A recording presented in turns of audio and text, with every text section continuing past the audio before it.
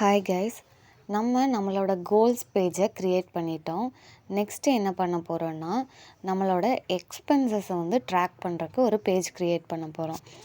நம்மளோட daily எக்ஸ்பென்சஸை track பண்ணுறது உண்மையாகவே ஒரு யூஸ்ஃபுல்லான விஷயம்.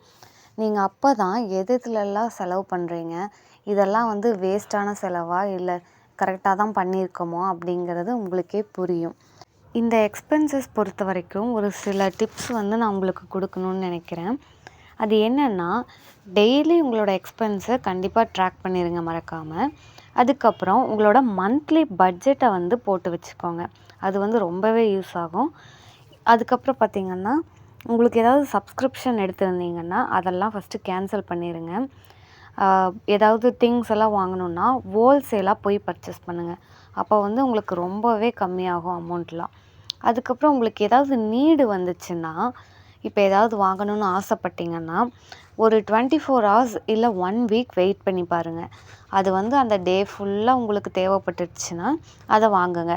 இல்லை அந்த 1 வீக்கும் அந்த பொருள் இல்லாமல் நீங்கள் இருக்கீங்கன்னா அதை வாங்காதீங்க, விட்டுருங்க, தள்ளி போட்டுருங்க.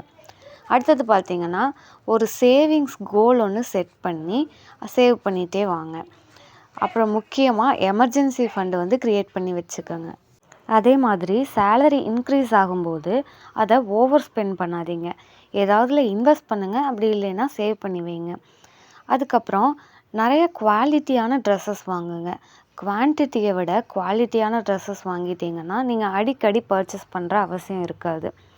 அதே மாதிரி ஒரு சின்ன பாக்ஸில் காயின்ஸை சேவ் பண்ணிட்டு வாங்க. அது நீங்கள் நினச்ச அளவுக்கு இல்லைனாலும் ஏதாவது ஒரு எமர்ஜென்சியில் அது கண்டிப்பாக யூஸ் ஆகும்.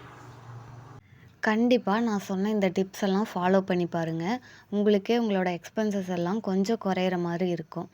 ஓகே கைஸ், நீங்களும் இந்த பேஜை ரெடி பண்ணிக்கோங்க. நெக்ஸ்ட்டு 2026 நம்ம என்னெல்லாம் பண்ணுறோம் டெய்லி எக்ஸ்பென்சஸ்ங்கிறத நம்ம இதில் நோட் பண்ணி வைக்க போகிறோம். இதே மாதிரி நெக்ஸ்ட்டு என்ன பேஜ் பண்ணுறோங்கிறத அடுத்த வீடியோவில் சொல்கிறேன்.